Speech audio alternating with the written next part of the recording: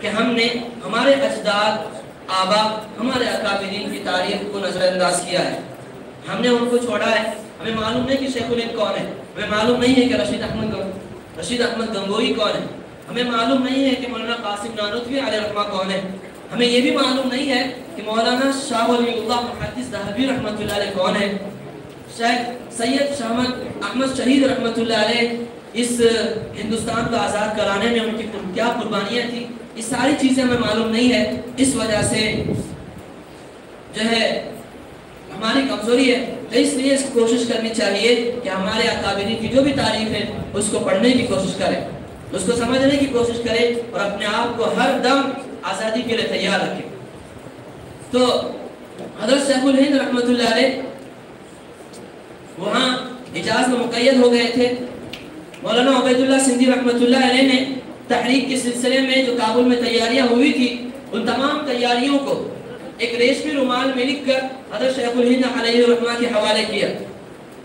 حوالے کیا نہیں بلکہ حوالے کرنے کے لیے ایک آدمی کو دیا جو بااعتماد تھا، لیکن اس آدمی نے کسی اور ایک آدمی کو دیا کہ آپ جو ہے یہ سارے خطوط جو آپ کو دیے گئے ہیں مولانا عبد الرحیم صاحب سندھی ان کو پہنچانی ہے. لیکن وہ آدمی جو تھا وہ انگریزوں کا کاسالیس تھا، انگریزوں کا غلام تھا. اس کے ساتھ یہ واقعہ پیش آیا تھا کہ اس کا ایک لڑکا، اس کا ایک بیٹا جس کا نام شاہ نواز تھا، اس نے اپنے باپ کا ساتھ چھوڑ کر، انگریزوں کا ساتھ دینا چھوڑ کر کابل میں اور افغانستان میں مجاہدین کی جماعت کے ساتھ مل گیا تھا. جب اس کا بیٹا اور اس کا لڑکا انگریزوں کو چھوڑ کر، ان کی مدد کرنے کو چھوڑ کر مجاہدین کے ساتھ مل گیا، تو یہ جو آدمی تھا جس کا نام تھا رب نواز، اس آدمی کی شخصیت انگریزوں کے سامنے مجروح ہو گئی تھی، انگریزوں کے نظر میں مشتبہ ہو گئی تھی. تو اس لیے اس نے کوشش کی کہ انگریزوں کے نظر میں کس طرح قابل اعتماد بننا ہے، اور جو غداری کا داغ میرے دل پر یا میری ذات پر، میری شخصیت پر لگی ہے اس کو کیسے اتارنی ہے. تو اس لیے انہوں نے جیسے ہی یہ تینوں خطوط ان کو پہنچے تو یہ تینوں خطوط جو ہے انگریزوں کے حوالے کر دیے کہ یہ خطوط جو ہے مولانا عبید اللہ سندھی علیہ الرحمہ نے شیخ الہند علیہ الرحمہ کو بھیجے ہیں، اور اس میں تمہارے خلاف یہ سازشیں اور یہ تیاریاں مکمل ہوئی ہیں. تو لہٰذا یہ تیاریاں ہوئی ہیں. جیسے ہی یہ تینوں خطوط انگریزوں کے ہاتھ لگے فوراً انہوں نے CID کو اس پر مطلع کیا.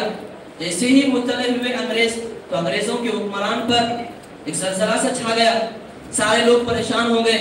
ان کے جو بڑے بڑے CID تھے، انٹیلیجنس تھے، سارے کے سارے حیران ہو گئے کہ ہماری غیر موجودگی نہیں بلکہ ہمیں معلوم نہ کر کے جو ہے اس طرح کی بڑی بڑی تحریکیں چلائی جا رہی ہیں اور ہمیں اس کا اندازہ بھی نہیں ہوا ہے. تو لہٰذا انہوں نے اس تحریک کا اثر جہاں جہاں ہوا تھا وہاں کے مسلمانوں کو،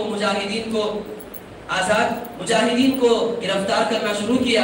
حضرت شیخ الہند رحمۃ اللہ علیہ کو مکہ ہی سے گرفتار کر کے اسیران مالٹی کی قید میں آپ کو بھیج دیا گیا.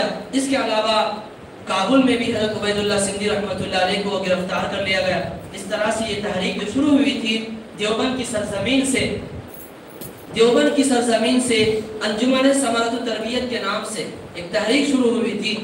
وہ تحریک پورے نصف عالم کو اپنے احاطے میں لے کر جب کامیابی کا دور آیا تھا، کامیابی کا وقت آیا تھا، اسی وقت خدا کی قدرت نے اس تحریک کو بالکل پلٹ دیا اور یہ ناکام منصوبہ بن کر رہ گیا. اس طرح جو ہے ہمارے اکابرین نے تحریک ریشم رومال چلائی تھی اور خفیہ تحریک تھی جس کے تحت ہندوستان کو آزاد کرانا تھا، لیکن منصوبہ مکمل نہیں ہوا اور ادھورا رہ گیا.